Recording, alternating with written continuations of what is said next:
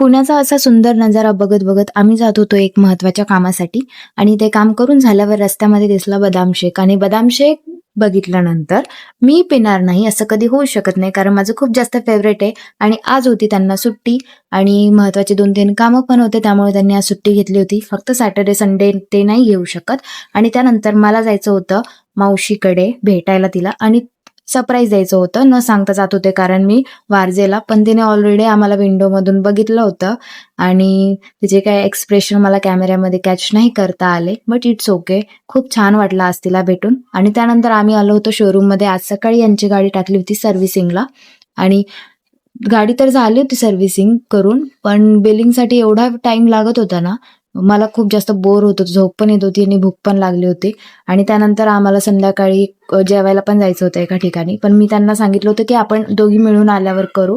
त्यामुळे बाहेर थोडासा खाऊन घेतला वडापाव वगैरे आणि नंतर तिकडे गेलो. तर असा होता आजचा माझा दिवस. थँक